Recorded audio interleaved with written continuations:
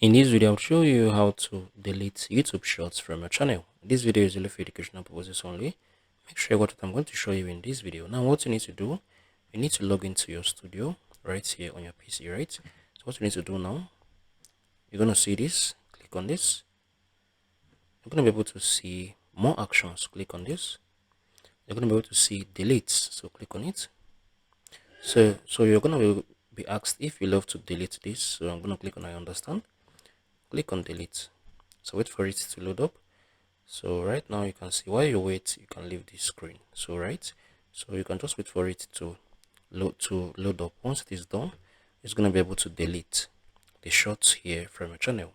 If you found this video helpful, share your thoughts below in the comment section. Thank you all for watching. I'll see you all in the next video.